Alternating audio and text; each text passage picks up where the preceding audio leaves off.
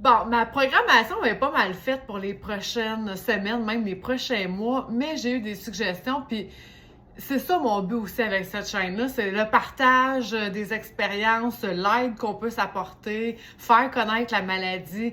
Fait que je vais répondre aujourd'hui aux commentaires, à la suggestion sur l'acceptation de la maladie, donc qui fait partie du processus. Et encore là, évidemment, je vais parler de mon expérience personnelle. De mon point de vue, moi, je l'ai jamais accepté, ou je pense pas que je vais l'accepter non plus, et je vous explique pourquoi. Ça me rend pas plus malheureuse, c'est pas ça, c'est juste que, pour moi, mettons, je fais un parallèle avec une séparation, là, tu sais, tu te sépares, tu t'attendais pas à ça, bon, t'as de la peine, tu peux avoir de la colère, tu sais, les premières semaines, peut-être même les premiers mois, tu vas aller voir le Facebook de ton ex, pour savoir, bon, elle me-tu oublié, y es-tu rendu ailleurs, tu vas être nostalgique des moments que vous avez passés ensemble, jusqu'à temps que l'acceptation vienne, qui pour moi, l'acceptation, c'est vraiment, hey, j'ai fait le deuil de cette relation-là.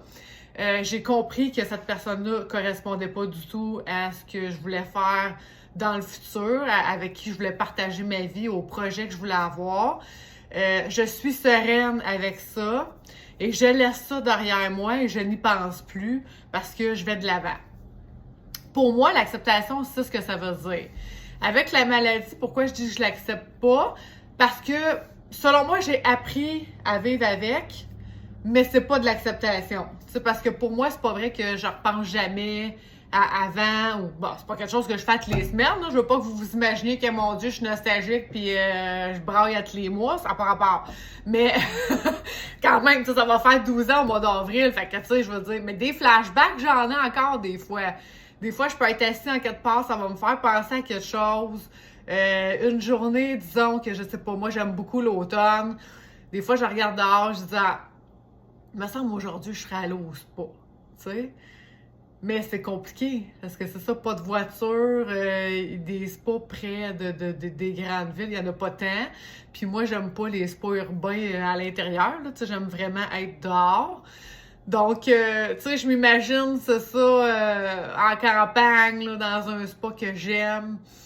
Puis, mais c'est sûr que, tu sais, j'ai encore un petit pincement au cœur une fois de temps en temps pour dire, je peux pas faire ça dans l'immédiat. Tu sais, c'est pas aussi simple qu'avant de dire, hey, je descends en bas, je prends la voiture, j'y vais, je reviens à soir, puis c'est tapé broché, c'est fait, j'ai eu du plaisir, puis tu sais, c'est beaucoup plus d'organisation. C'est pas qu'on peut pas y aller, mais c'est ça, va falloir prévoir d'avance les transports, va falloir prévoir avec qui on y va, ou tu sais, si on y va seul, justement, c'est quoi nos options, quel est le spa où on peut se rendre, parce qu'on peut pas se rendre partout, ça c'est pas vrai. Donc, c'est tous ces questionnements-là et ces pincements-là, des fois, que j'ai. Mais comme je vous dis, ça arrive qu'à l'occasion. Il y a aussi les rêves. Tu sais, rêver de conduire, j'ai rêvé à ça souvent les premières années. Puis là, plus ça va, moins ça m'arrive. Ça m'arrive peut-être une fois par année maintenant, c'est tout. Mais ça m'arrive encore. Tu sais, ça peut être positif, mon rêve, comme ça peut être négatif. J'ai conduit, mais j'ai eu un accident d'auto, puis bon, tu sais, ça a mal viré.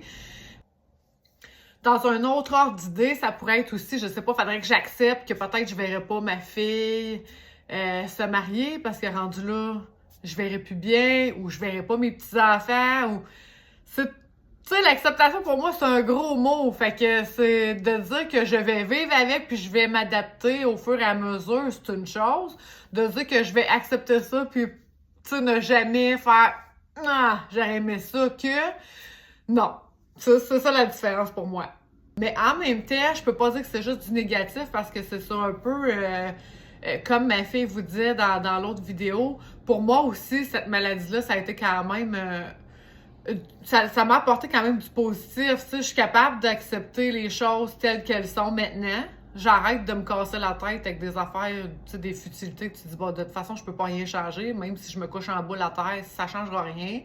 Tu sais, j'ai appris à être plus reconnaissante, moi aussi, à des petites choses de la vie, d'être un peu plus calme, c'est ça, de travailler ce côté-là de moi, puis de se dire, garde, c'est pas grave, si plan A marche pas, il y aura plan B, C, D, tu sais, avant, si plan A marchait pas, sais, j'étais plus impatiente puis je pognais les nerfs parce que je voyais pas BCD en arrière, tu sais.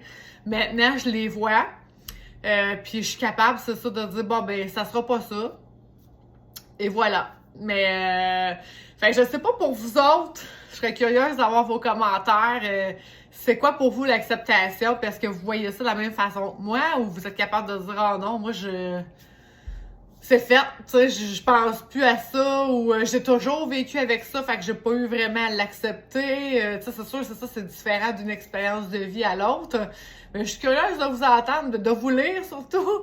Si vous êtes capable de m'envoyer des commentaires, ça serait apprécié. Je vous souhaite une bonne journée.